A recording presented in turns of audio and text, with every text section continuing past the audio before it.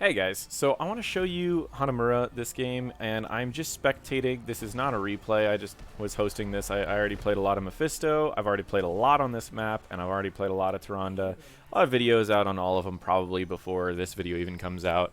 But I wanted to show Hanamura, the new Hanamura, what it entails, what it means, what is this map all about. So to start off, it is a 2-lane map, so you'll likely have a solo laner and a 4-man. The map is relatively small, so you can get from lane to lane pretty easily. It's a little bit larger than Braxis in terms of running from bottom to top, but it's still reasonable for a ganker to be able to leave and then gank before people realize that the ganker was actually gone. So it's a pretty decent map size. There is a decent amount of bushes, so if you did play a Dahaka, you could definitely be solo lane, jump down bottom lane, and assist your team in a team fight. However, there's not a lot of bushes near the paths of where the objectives go. As you can see, the objective might come down here. There's only 1 or 2 bushes there, and then down to here, there's only 1 bush. So it's better to be on the objective and then as a Dahaka and then use the bushes there. But the big way that they changed this map was they made it to where instead of you being able to just ignore the enemy team by just pushing your own objective, they made it to where there's just a single objective, and both teams will try to push it to the other side. The first time you push the objective, you're going to push it into a neutral area at either top or bottom lane. The second time you push the objective, you're going to be pushing it over into the enemy's base, and all the rest of the times you're going to be pushing it, it's going to be into the furthest area of the enemy base. So the second time it'll be here, and the third, fourth, fifth, every other time is in the enemy base, making it easier to defend against, making it to where if your team gets a little bit of a lead using the objectives, it becomes harder to use the objectives later. All of these things make the map a map that has a decent amount of comeback mechanics, and honestly the strategies are pretty basic either way. It's a little bit difficult to push on your own, but there are these big samurai camps that can push really hard, as well as there are turret camps available like there was in the previous Hanamura. The turret camps can no longer be placed on top of the objective, which they could in the previous Hanamura, but they can still be placed around it, so it is still a pretty beneficial thing to get for your team. And there are also vision camps. These are mainly just for experience and for vision. When one team captures the camps, it gives vision for the team, and then it stays their vision camp until the enemy team goes and kills it. Both teams gain experience by taking over the vision camps. And if the enemy team kills the vision camp that you controlled, you can still retake it if you kill them at the vision camp, making it to where you can take a vision camp, defend it, and take it again, gaining experience both times. But the capture of the vision camp doesn't give as much as just like the killing of the vision camp, so you're not going to be able to use that as a major technique to like farm experience.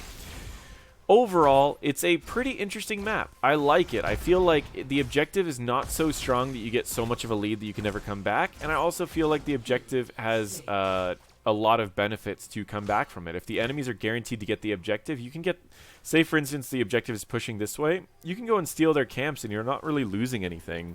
So there are pros and cons about doing many pieces of this map, and honestly, I think this is a map that we definitely can see in competitive, and it's a map that I'm not too worried about it entering competitive because it is a map that requires a lot of team fights, a lot of great positioning, and there are a lot of trades that you can do. So overall, I personally really like the map. The main strategies that I've found is utilize the camps, get the camps as often as you can. They all have a lot of benefits. And make sure that you're fighting on good talent tiers. There's a lot of trades that you can make on this map, and fighting down levels or talent tiers can really be sketchy. Fights tend to happen really fast because they're in really clustered areas, so you won't be seeing a lot of really long fights in terms of like what you might see on a Volskaya or an Alterac Pass. You're likely going to see really short fights because of the positions that it forces people into. As the objective gets pushed in, you're fighting under clusters here, you're fighting under clusters here, as well as clusters down at the very end. While it is possible to play the poke game and slowly get in, the objective needs to be stalled from such a short range that usually the fights end up going really fast. So I'd highly recommend people that can take fast fights and gain a lot from these fast fights. Otherwise, it's pretty much just an objective that's pretty powerful. Now, when it is pushed in, you can see how much damage it does. It will usually take out the front walls, as well as do a decent amount of damage to the... They usually take out the fountains and the other things. It's a very powerful objective. I would say, in terms of power, it is a little bit less powerful than a Blackheart's Bay, but a little bit more powerful than a lot of the other objectives you might see. It also does an AoE, meaning if you're standing right next to it, when it hits the tower, you're not going to take damage, unlike a Blackheart's Bay, which you would take damage. Overall, it's, again, I don't think it's an objective that's too brutal. I think it's an objective that's just really nice. It feels like it's not too overpowered. Doesn't feel like it gives one team too much of a lead. I will say that if you get a double objective, it is hard to come back from. But that's like that with most maps. If you get a double Tomb the Spider Queen objective, it's hard to come back from. Last game I played, though, we lost the 2 first objectives and we came back strong and still ended up winning the game. So I'm not saying that it's impossible. And it's a map that doesn't always hit level 20, but it doesn't feel like Alterac Pass where you're really going to be punished early on. Oh, this Kael'thas is in a really bad position. Decent CC, but unfortunately not going to be able to get away from those two. We do see the Mephistos and Tyrannas on both teams. I will take a peek at the healing. You can see that they do a decent amount of healing. I don't know what build he's going because he's healing a little bit less than the other one. Oh, they're both going a pretty similar build. He's going Lunar Blaze and he's going True Shot. So we'll probably see more auto attacks from Serrano, or Serranonomi, and less from Wubberg. But yeah, so that's honestly the majority of Hanamura. I've explained the main strategies that I would recommend on the map. There's a little bit more to the strategies. You can see a lot of them aren't even really putting any pressure on the camps. Nice solo laner is important, but you don't need. I mean, as long as you're doing decent, you're pretty good. Double mage. It's actually triple mage on this team. They probably should have thought that through a little bit before. It's pretty easy to predict mage damage, and the other Tyranna could have gone spell armor, and there'd been nothing that they could have done. I have a feeling this game's going to be a little one-sided. They are having to worry about, yeah, it's just for fun. I sure hope they don't get too upset. And there was no MMR. We just kind of threw together people, so I really hope people keep it good. But this shows you what happened. So red team got the first objective, and it brought them down here, which was a neutral objective, easy for their whole team to get to. Now they need to push this objective up into this area, which is a lot harder to get to because it's close to the fountains of the other team, of blue team, making it easy for blue team to defend against it. If they were to get this objective, the next objective is going to have them go down around here and then up over to this area, getting them very close to the enemy core, allowing them to jump over and deal a lot of damage safely behind their wall. We do see a fight right at level 10. Both of the ults go out from the Mephistos. The Allrock gets taken out pretty early on. We do see the Mephisto on both teams doing a lot of damage to everyone. Kerrigan gets taken out, and the Stitches barely gets away. Mephisto wishes he still had his ult available, and he took too much time to mount up and was taken out. So it happens. We see red team immediately goes to pushing with their thing. It does push faster the more people you have on it, up to 3. 4 does not speed it up at all, but it will still tell you how many people are on it, which is nice if you're on defense and you don't have vision on them. Because it will tell you how many are actually available. When contested, it just goes yellow and says contested. And it doesn't matter who on either side has more people. It's just a matter of, do you have one person on each team in there? That's all you need. This Mephisto looks like he is about to get taken out. Murden's also really low. A nice snipe from the Tyrande. And a lot of damage onto this Murden. If they can land like a hook or anything, it could lead to a kill. We'll see what ends up happening. It's a nice turnaround. This is kind of what I was talking about, how one objective doesn't mean you're out of the game. 13 kills and an objective. Their team took the advantage that this map gave them of the enemies had to push the objective so close to their base, it was easy for them to engage when they wanted to, as well as be full health when they engaged, which is why I really like this map. It's if you get ahead, it's harder for you to keep going along in this game. I'd say it's one of the maps that you're more likely to come back on than a lot of the other ones. Now, a lot of the pro players have talked about how after the first objective, take your advantage and utilize it to just take structures, as it's going to be easier to carry your advantage by taking structures. After you've got the first objective and the enemies have the first objective, then you can possibly go into, or you've gotten a couple structures, it's a lot easier to push. But if the enemies still have all their structures after the first objective, it's very difficult to push in. So all of that is going to add up to be a pretty challenging map. I do like the aesthetic of the map, personally. They made it look... I mean, it's like the old Hanamura, but they've made the details of the map a little bit nicer. It was a little blurry before and, like, really big and ugly. And they've added, like, these little bamboo straws in different areas, which, to me, it gets a little confusing because sometimes I think that those are... I think that these are... what's it called? Bushes. But so I will get confused because the bushes still look normal, but it does get a little bit confusing sometimes with all these like bamboo straws everywhere. But overall, I like the map. Again, we're not seeing too much camp pressure. We do see red team grab the vision cams. They're probably the easiest to get. But I might just move chat up here. There we go. Chat problem solved. Okay. A big fight going on. We see...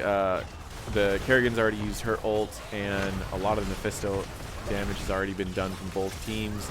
Neither Mephisto has their ult for another 50 seconds. We see the Stitches take a nice little leap there, and everyone is taken out. They were on even talent tiers during that fight, so it could have gone well for either team.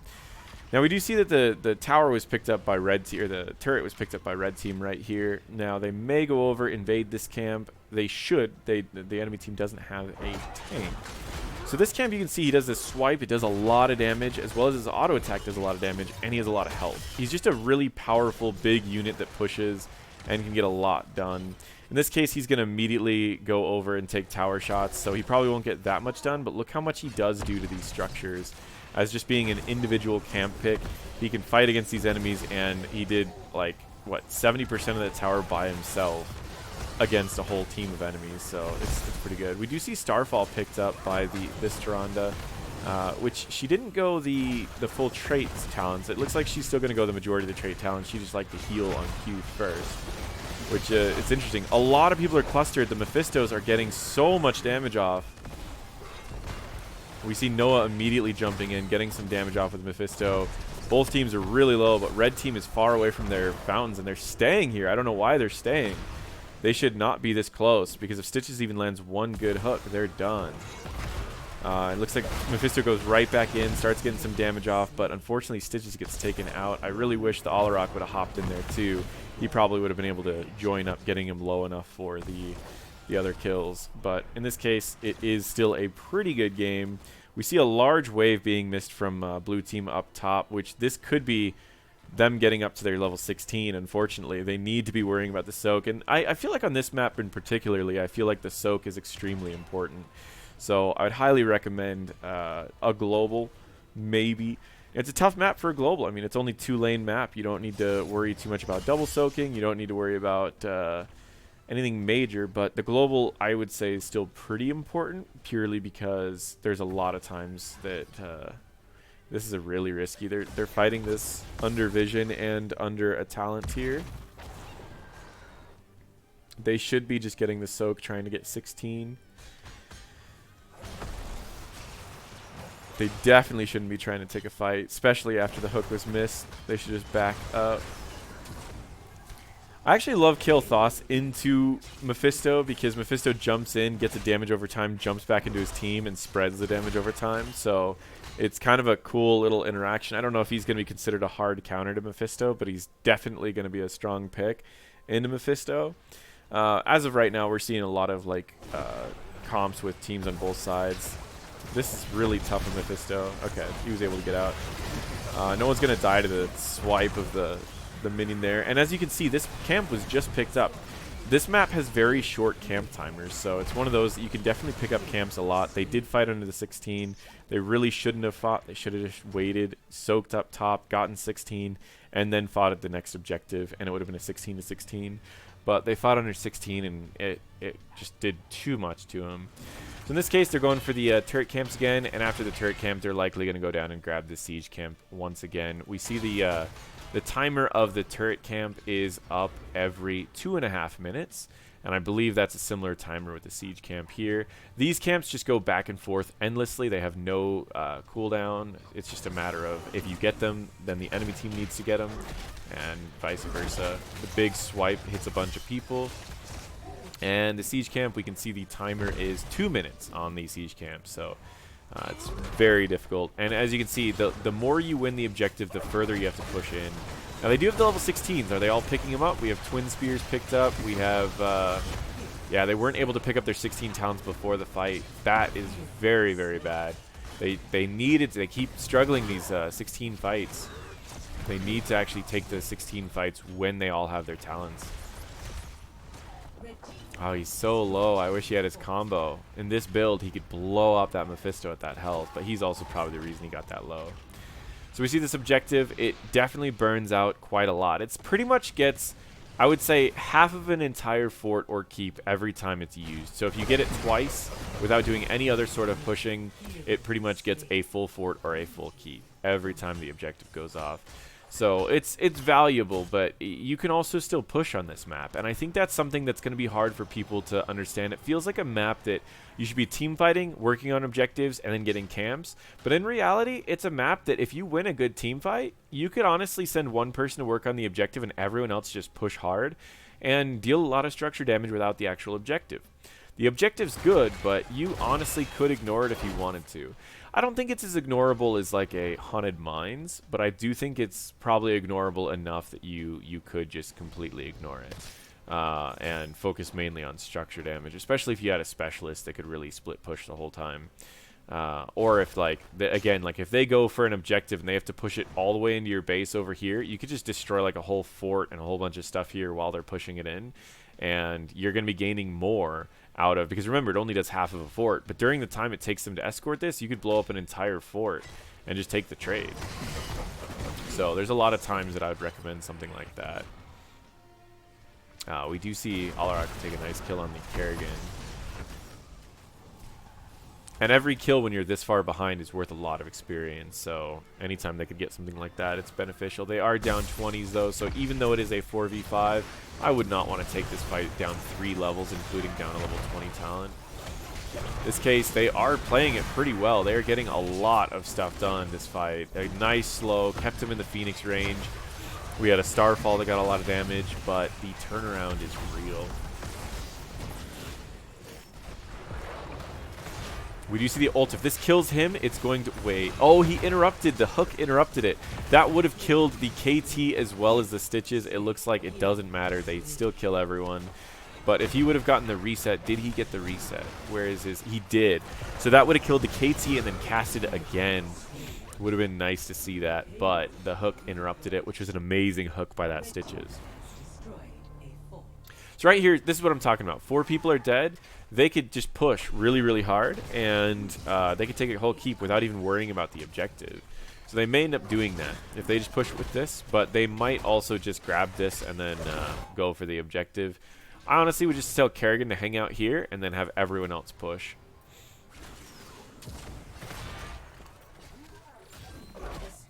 As we see, even though the last time that they escorted it, it was here, it's still going to be here every single time now.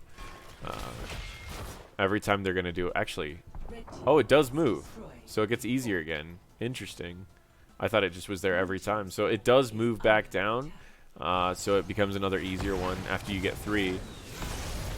They do push with it. They ignore the objective. They know they have 20s over the enemies. And they do have a camp that's pushing as well. Kerrigan does fall to the kill toss. And we do see a big ult going out. The other Mephisto got his ult interrupted. Oh man, this is a really good fight for blue team. They gained a full level in that fight, and they can probably take the objective with 2 people down like that. They could definitely take the objective. I don't know what they're doing though. They should be pushing this objective and taking off fights. See Mephisto going immediately in. He went a little too early, but he didn't have vision on any of them, so I don't really blame him. They do want to take this fight. The enemies are still missing 2 people, and they will hit 20 if they can just kill 1 more person. What I would do is send just 1 person in this, and I would send everyone else to take this camp while everyone's dead, so that you can gain more out of it. While 2 people are dead, you can gain this objective, and then you can go back when you have this, or this camp. This camp will start pushing, and you can finish off the objective. It looks like they're going to go for the vision instead. It's not a bad pickup. Gives them a nice chunk of experience when it is captured, so they are getting closer and closer to level 20. Mephisto's still dead for another 3 seconds. They will be taking core damage soon with double catapults down here, double catapults over here. So they will need to clear this, and it looks like Stitches immediately goes back. He hooks one into the range of the tower, which is nice. And he's going to start clearing up everything else. Exactly what he should be doing is Stitches. And the destroying of the towers and structures here has given them level 20, meaning there are 20 versus 20. Do we see the big gorge? We do. Hungry Stitches is going to allow them to really grab all the targets and then pick down the ones that they want to as they go down. We also see the pickup of Celestial Wrath, applying Hunter's Mark to everyone, and her Hunter's Mark also makes it to where her basic attacks spread, as well as it is lasts longer the more people that are attacking it. Would have liked to see the Hunter's Mark heals as well, though. But then again, they don't have a lot of auto attackers, so I guess that wouldn't be too great for them. We see Master of Flames, so the spread will keep going on over and over and over. Not really the best talent, as their team has no reason to stay clumped, other than, I guess, in melee range. We see Shade Lord picked up, so he can bounce back and forth, and he gets all of his level 7 talents, which is pretty nice. So that is good. And finally, we see the last laugh, which he can teleport to a location and remove all stuns and stuff. So it's pretty interesting. We see all they're doing right now is trying to clear up this objective, take a safe fight. He stealthed in there for the throw. He stayed still, so he had the 1.5 seconds, so he had the perma actual stealth. And they walked up to him because they didn't know that he was there stealth. That is a stealth play right there. I need to rewatch that in another replay. He literally, she popped her stealth. Garrosh stepped up here, stayed still for 1.5 seconds, so he went full stealth so people couldn't see him. They walked up, not seeing anyone there. He threw them into the team, stunned, and took them out. That was an amazing play. That was absolutely amazing. Unreal. That was the coolest thing I've seen from the stealth plays this time. That's awesome. So thank you all for watching. That is Hanamura Temple redone. I love this map compared to what it used to be. I think that it brings a lot of people. It takes a lot of team fights, and there's a lot of ways to come back. So overall, I think that's really, really good. Thank you again for watching. Feel free to check out my other videos. I'm going to be doing a lot of other stuff about this patch, as well as I've got a ton of other videos. So feel free to subscribe, check out all the rest. Thank you all for watching.